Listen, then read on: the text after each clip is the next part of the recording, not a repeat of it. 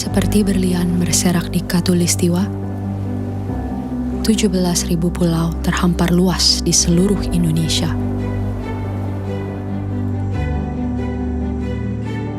Lebih dari 700 bahasa, 300 suku, beragam budaya dan agama, tak mampu menghalangi kita menjadi bangsa yang satu.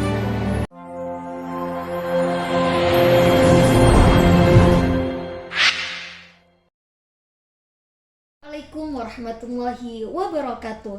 Halo teman-teman semua, aku Salsa. Aku akan menjadi host pada podcast kali ini. Pada beberapa menit ke depan kita akan sharing nih bareng kelompok 4 Angkatan 4 CPNS Badan Penyelenggara Jaminan Produk Halal tahun 2024. Bertema visualisasi bangsa yang dapat menggugah rasa cinta tanah air dan berbangsa. Tentu saja saya nggak sendirian, akan ada 3 narasumber hebat yang akan sharing bersama kita pada podcast kali ini. Jadi sebelum kita mulai, yuk kita kenalan dulu. Halo, aku Fakih Rahman, asal dari Tangerang Selatan, CPNS BPJPH dengan jabatan pengelola pengadaan barang dan jasa. Halo, aku Adele asal dari Samarinda. Aku CPNS dari Analis Standarisasi Ahli Pertama. Hai, aku Anggi, CPNS dari BPJPH atau Badan Penyelenggara Jaminan Produk Halal dengan formasi Analis Kebijakan Ahli Pertama, asalnya dari Kalimantan Selatan. Oke, kita mulai ya podcast pada kali ini. Kita mulai dari pertanyaan yang ringan-ringan saja ini. Kak Fakih dan Kak Adel, gimana sih menurut kalian apa sebenarnya makna dari wawasan kebangsaan dan bela negara itu, serta seberapa pentingkah konsep ini bagi kita? Baik, terima kasih Kak Salsa atas pertanyaannya. Menurut aku, wawasan kebangsaan itu sendiri merupakan cara kita melihat dan menjalankan kehidupannya yang berlandaskan dengan identitas asli bangsa Indonesia yang bersumber dari Pancasila. Menurut aku, Pancasila itu hadir untuk memecahkan atau menjadi solusi permasalahan dari kondisi masyarakat saat ini atau bangsa Indonesia. Dan kenapa pentingnya wawasan kebangsaan itu sendiri? Itu untuk menumbuhkan rasa cinta atau kebanggaan dengan tanah air, sehingga mendorong kita untuk terus berkontribusi untuk bangsa negara kita.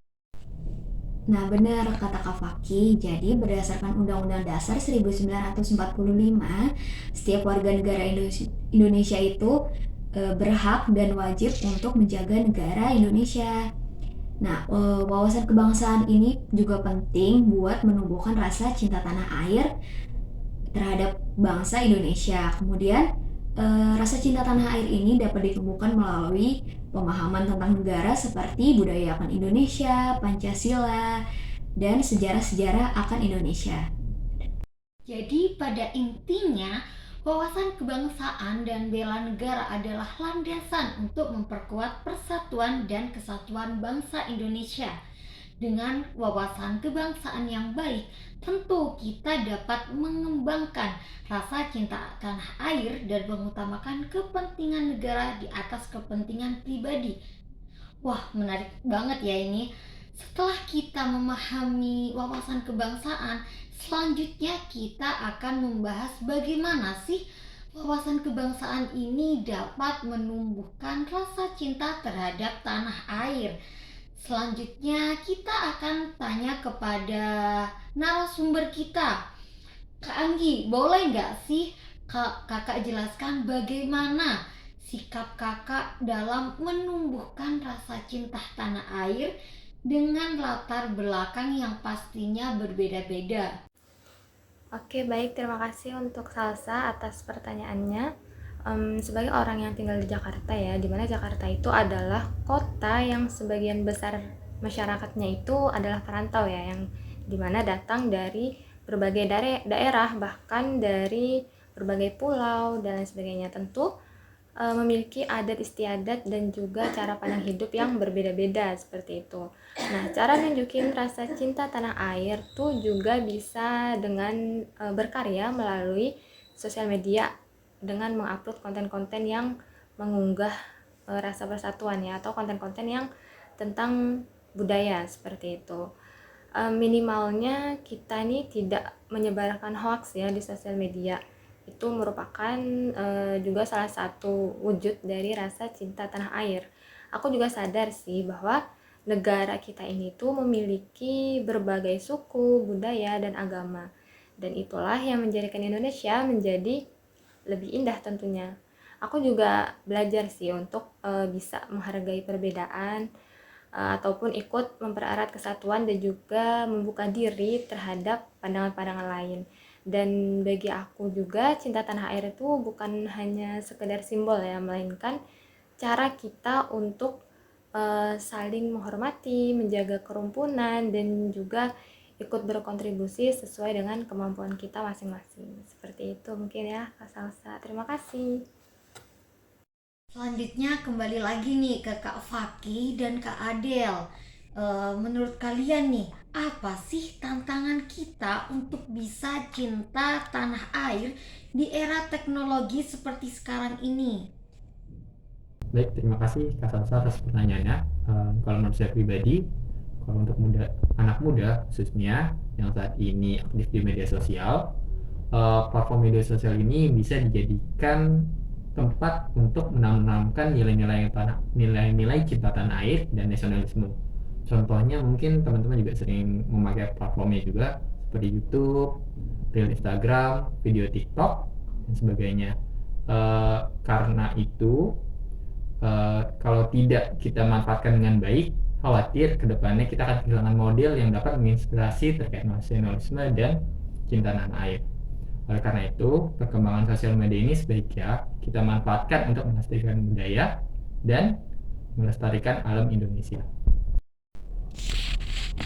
Di era serba digital saat ini, tentunya banyak informasi yang dapat diakses oleh berbagai kalangan. Dengan adanya budaya asing yang masuk dalam kehidupan sehari-hari masyarakat Indonesia menyebabkan adanya globalisasi atau dapatnya terunduhnya informasi dengan propaganda seperti hoax yang menyebabkan rendahnya literasi di antara sumber daya manusia. Oke, pertanyaan terakhir nih untuk Kak Anggi. Boleh nggak sih Kak Anggi jelaskan apa sih hal yang membuat Kak Anggi ini bangga menjadi bagian dari Indonesia?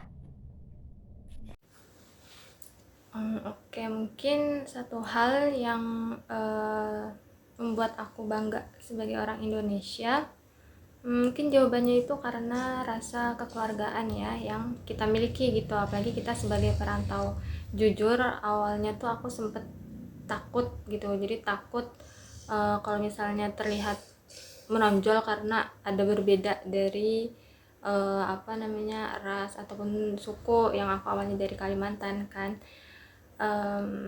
Takutnya ataupun juga takut akan dikucilkan dengan teman-teman yang lain. Namun alhamdulillahnya selama perjalanan aku merantau ini aku nggak pernah sekalipun mendapat perlakuan seperti itu.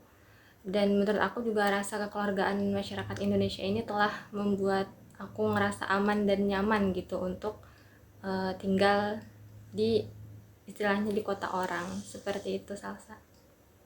Terima kasih. Banget nih dengan apa yang Kak Anggi sampaikan. Kalau ditanya alasan bangga pada Indonesia, jawabannya pasti banyak sekali. Tapi yang paling menonjol adalah toleransi kita. Sebagai yang kita tahu, Indonesia kaya akan berbagai suku, budaya, bahasa, dan agama. Keberagaman ini seharusnya menjadi kekuatan kita, bukan malah memicu perpecahan. Singkatnya, Indonesia itu bukan sekedar tempat tinggal. Ini tentang rasa memiliki dan cinta terhadap negeri ini. Saya bangga sekali menjadi bagian dari kisah besar Indonesia. Pembahasan hari ini sangat menarik. Terima kasih kepada Kak Anggi, Kak Faki, dan Kak Adel telah menyempatkan waktunya untuk berbagi pengalaman serta wawasannya. Terima kasih juga teman-teman yang sudah menonton. Mari terus perkuat wawasan kebangsaan dan tingkatkan cinta tanah air. Kita bukan hanya dengan memahami, tapi juga dengan tindakan nyata untuk lingkungan di sekitar kita. Satu bangsa dan sampai jumpa di kesempatan selanjutnya. Wassalamualaikum warahmatullahi wabarakatuh.